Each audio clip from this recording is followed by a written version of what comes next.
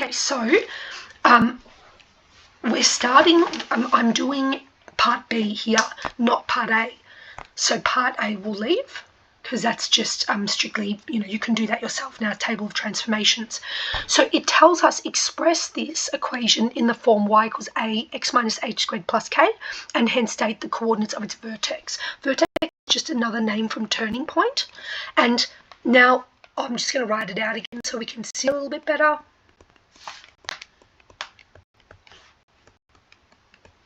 Oops.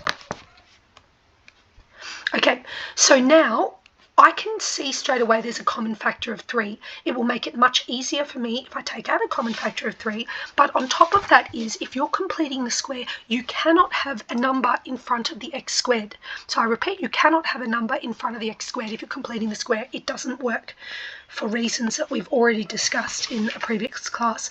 So I take the 3 out, and now I've got x squared minus 4x plus 6. So I need to take the 3 out of everything, not just the first term.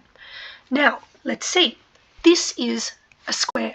So I need to make a square. And we know really well by now that to make a square, you take the first 2 terms. And we're going to turn it into 3 terms. So it becomes y equals, I'm going to leave that 3 there, and I'm just going to pop it out with a square bracket. And essentially, I'm ignoring the 3 for the moment. I'm putting it there only because if you forget it, then you've missed out your dilation. But, ignore it for the time being. Put it there, but ignore it. So it's x squared minus 4x plus half of the middle number, which is negative 4 squared. So what we have here, as we know, is a squared minus 2ab, and what we're making is b squared. So the b value is half of negative 4, and then we square it because then we've got our square and we can factorize it. So I'm going to add that on there. So let's just leave that line and we'll make it look a little nicer.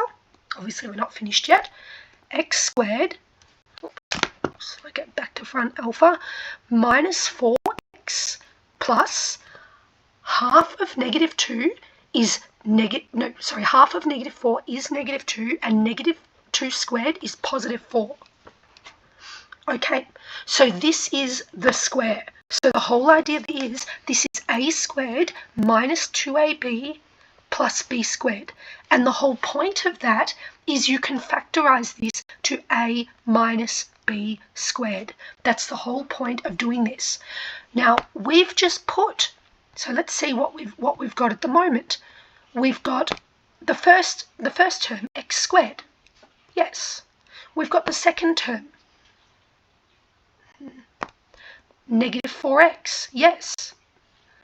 Then we've got this plus 4, and the plus 4 is not in our original. So in our original, well, once we factorize out the 3, of course, because we can't have something in front of the x squared, we've added on a 4 out of nowhere. This is to help us make the square. So we're going to subtract that because otherwise we've changed the equation.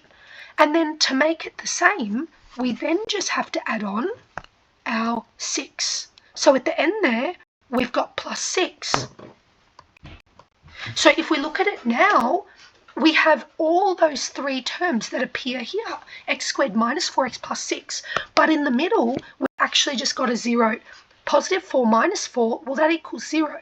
But what it enables us to do is turn this into a minus b squared. So let me write this again. Y equals 3, and we've got our brackets here. X is a, minus b, b must be 2.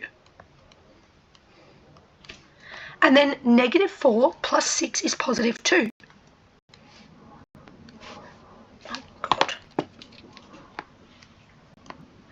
So now we have, by completing the square, we've been able to factorize this. This plus 2 here, well, this we still have to multiply by 3. So we've got this 3 out here that we've taken out. So now to put this so it's complete, we need to just have it so we don't have the square brackets. So 3 times x minus 2 squared is just 3.